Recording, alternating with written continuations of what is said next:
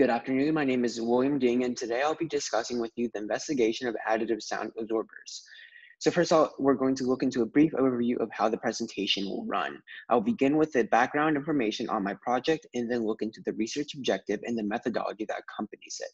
Next, we'll look into the project designs and results and discuss it, and then any future work that stems off of this research. And then finally, I'll make some acknowledgements, cite some works, and then open the floor to any questions that the audience may have. So first of all, some background information. Additive manufacturing is a new style of manufacturing that has allowed for a lot of new complex designs simply because with additive manufacturing, you're literally building everything from the base up. So you can have a lot of new complex shapes. As opposed to before, you were taking a block of material and shaving away portions until you're left with whatever you actually want. And so basically additive manufacturing allows for really cool new possibilities that weren't previously possible. And so also currently in the sound absorption industry, the main sound absorber, which is foam, is really ineffective at attenuating lower frequency sound, which is important because this is the sound that is most damaging to our ears and the ones that affect us the most. And so there's speculation on whether 3D printed sound absorbers can be highly adaptable to different situations and attenuate low frequency sound. And thus comes the purpose of this project, to investigate the potential of additive manufactured sound absorbers for low frequency attenuation. So to start off, I make designs and create designs in Creo-Parametric. And Creo-Parametric is this 3D printing environment that allows me to accurately gauge and model a design. So I know and can visualize it and actually see how it's going to work within my space constraints, which I will discuss later on. And so these sound absorbers all incorporate quarter wave tubes or Helmholtz resonators, which will also be later defined for the audience. And so every sound absorber, upon completion of design, will be printed out using polylactic acid filament. And so polylactic acid, or PLA for short, is a very thick and hard and dense material, but very low thermal resistivity. And then so after I finish printing, then I'll test them within an impedance tube. And so an impedance tube is this long, it's a loudspeaker connected with a tube, and then sample goes on the other side. And basically sound propagates from this speaker and travels down the tube, hits the sample, and then travels back. And so basically these microphones here measure the sound absorption before the sound pressure before it hits the tube, the sample, and then after it hits the sample. And this allows me to basically estimate how much sound absorption occurs. And so you also see that the sample must fit within this metal chassis on the end. And that's why I have a space constraint, because anything I design must be able to be placed within this metal chassis to be actually connected to the tube and have a sealed environment. And so my ultimate parameters are around 4 inches in length and 3.9 inches in diameter. So anything within that constraint. And so earlier I mentioned how every sound absorber must use quarter wave tubes or Helmholtz resonators to actually have destructive interference in sound absorption. And so a quarter wave tube is a long tube with a closed end that creates a standing wave. And this standing wave interacts with sound waves of similar frequency and creates destructive interference. And so the standing wave is changed mainly by the length of the tube. And then for Helmholtz resonator, you have a large volume that is enclosed with this tube coming out of it. And so this tube and the air within the tube oscillates like a periodic motion oscillator, and then creates destructive interference as different frequencies pass over. And so that's why when you blow over a water bottle that is partially filled, you will hear a sound coming out.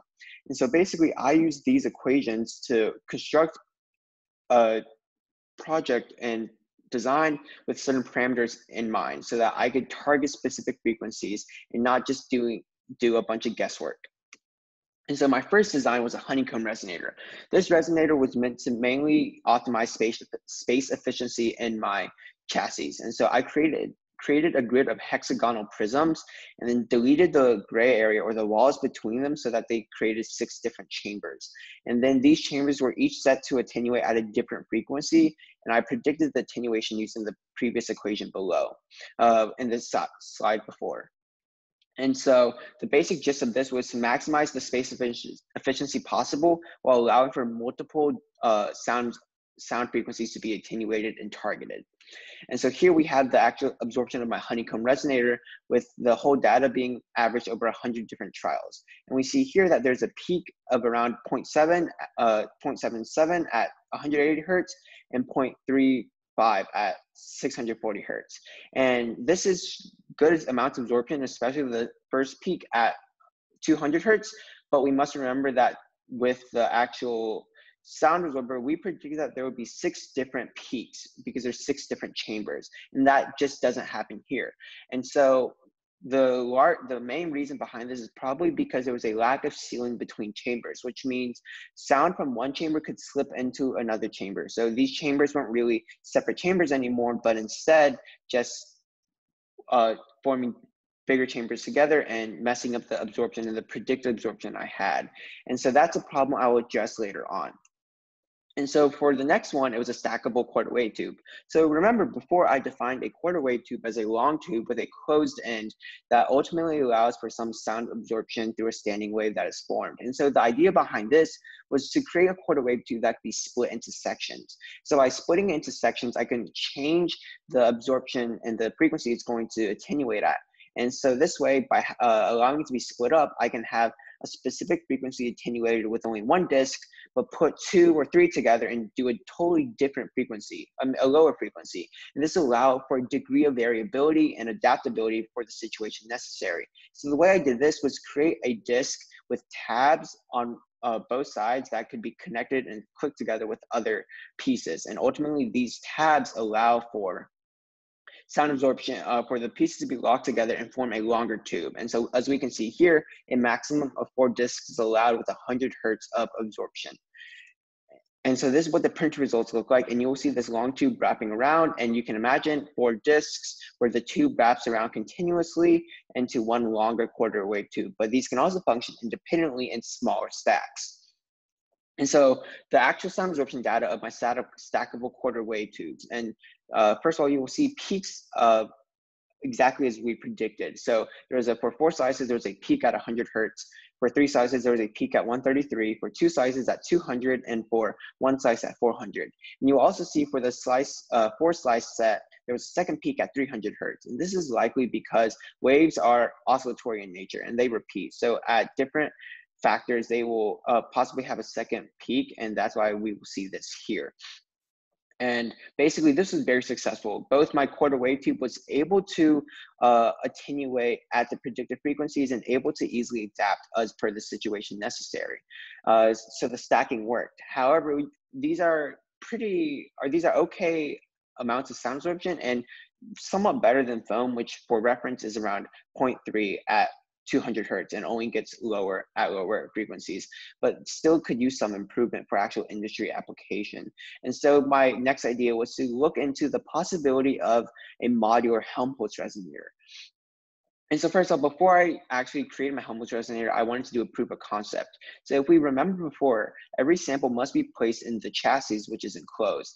And so I decided that I would place my previous quarter wave tube discs into the chassis in such a way that there is still an air gap behind it, which is this white space, and that there's a disc in front. And so that these discs would simulate the neck of a Helmholtz resonator, and the air gap here would be the volume. And so I was creating a makeshift Helmholtz resonator to investigate the possibility of a modular Helmholtz resonator being designed.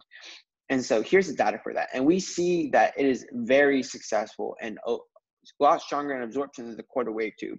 And so this is generally because a Helmholtz resonator is larger in size and able to have a more consistent absorption without getting too space inefficient. And so we will see that at 1 slice with 3-inch gap, there is a peak at 0.9. With 2 slices with a 2-inch gap, it's around 100 hertz and nearly 0.6 absorption. And then even lower, around 95 hertz is 3 slices with a 1-inch gap. And so a possibility of why the 1 slice with 3-inch gap is a lot higher than the actual rest of the peaks is mainly because that the 1 slice with 3 inches of space of air gap is going to have a lot larger volume, which is able to impact the sound absorption much more than a change in neck length.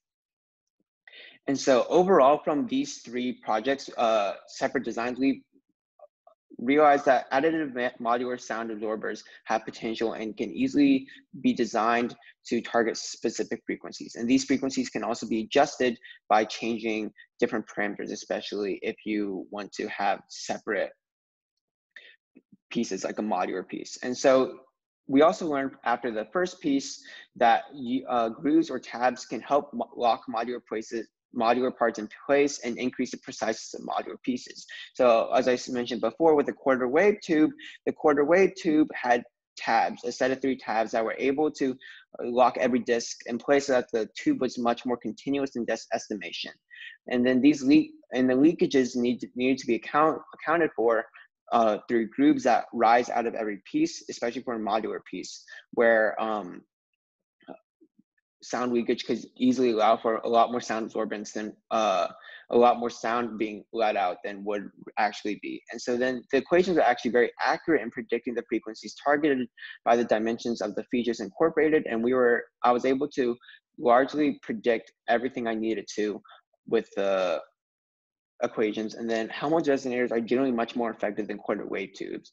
And so for future work, I'm going to finish the Helmholtz resonator using a tiered ring system. So this is already in development right now, but basically the idea behind this is I will change the volume of a Helmholtz resonator by changing the number of rings I have attached, and then a ring can be taken off or put together. So that I can have a set of 3 rings with a lid on top, or maybe 2 rings with a lid, or just 1 ring with a lid. And then another design I want to look into is something that can attenuate multiple frequencies at once. So right now, whenever I change the modular absorber, I'm really just changing one specific frequency. So I want to be able to make something that can attenuate multiple frequencies at once, but change all 4. So the idea I thought of was having a central axis of a design and then having 4 different cylindrical quarters attaching to it so that I can slide them in and out of a set of 10 and choose any 4 I need, but still be able to attenuate 4 separate frequencies.